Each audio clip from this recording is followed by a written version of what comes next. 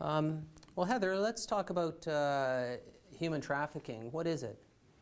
Well, the actual criminal code definition is quite lengthy, but to sum it up, it's basically a trafficker who recruits a person, whether it be female or male, and during that recruitment, they harbor or conceal, transport. When we say transport, a lot of people think, from country to country. Transport can actually be within, our own community, from hotel to apartment or from motel to motel. The trafficker will recruit that person and exercise control over that person, exploiting them. The main element that we need to lay a charge of human trafficking is fear.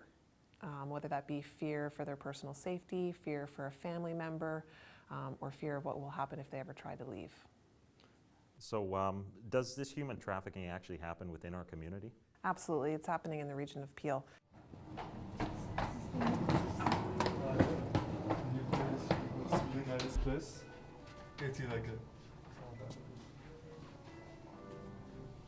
A common body house is normally a place, usually an apartment building, sometimes a condo. It could actually even be a motel or hotel. And this place is used for the sexual purposes of exploiting these women. These girls are recruited, brought to these body houses, and dropped off. Okay. See you later.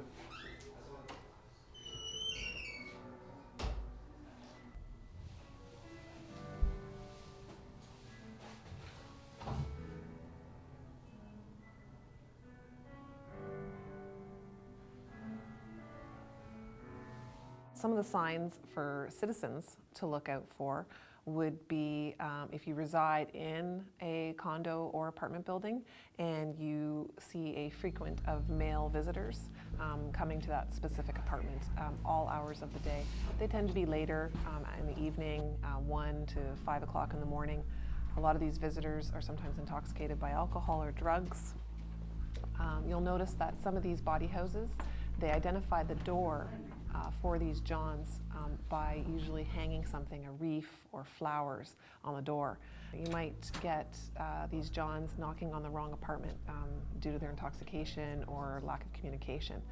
Also, signs for some of the tenants or people visiting is you'll notice that it's not always the same girl in these body houses. They change them up quite frequently, sometimes weeks, sometimes daily. For hotels and motels, what the clerks or even people attending these hotels can look for is signs of young girls who look like they shouldn't be staying at a hotel by themselves. And once again, the frequency of men attending these apartments or hotels late at night. Thank you, Heather. We're just going to take a break, and we'll be back right after this.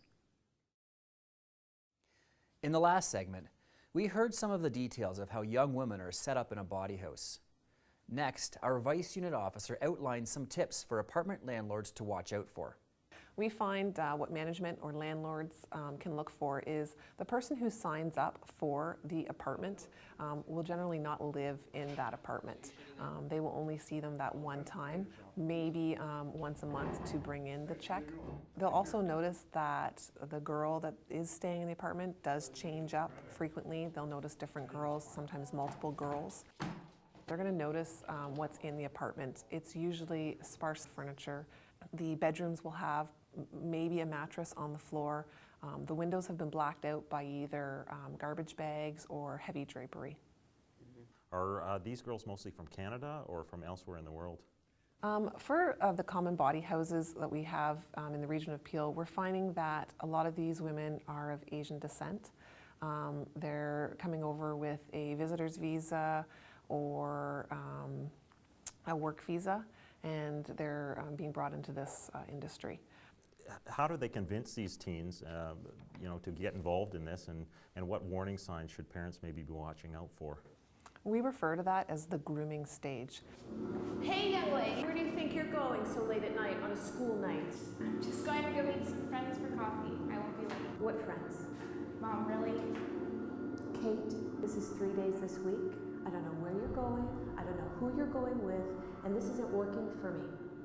Mom, relax. It's just some cute guy I met at the mall. Don't tell me to relax. I don't appreciate this new attitude of yours.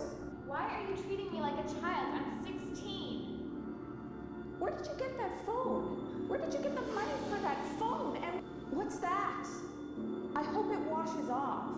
So Heather, what's really going on here?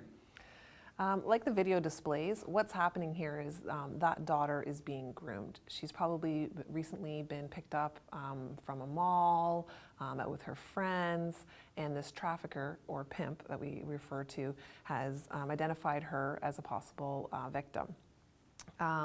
What tends to happen in this grooming stage is they're treated like almost a boyfriend-girlfriend relationship in the early stages.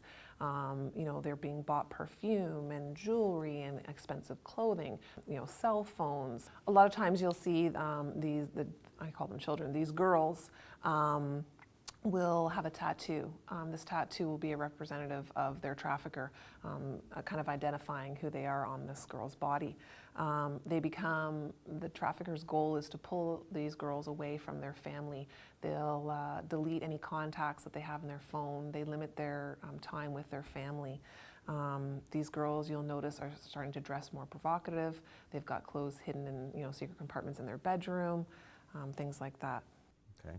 Well, what should parents do when they feel something like this is happening? Well, one small solution is anytime there's a crime, people should always try and record a license plate. So if this guy does drop her off or something, if she could get a license plate, that'd be great. As well, they can call the police. It is a criminal harassment if she doesn't want this guy hanging around in this untoward kind of attention. Would be a solution as well. I agree to a certain point. What we also have to keep in mind is a lot of times these girls, as I referred to, are being groomed, and they are sometimes in love with these traffickers.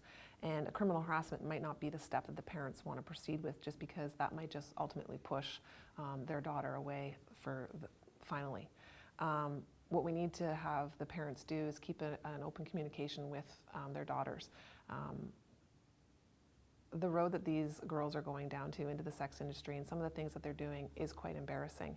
And the last thing that they want to do is talk to mom and dad about what they've been doing.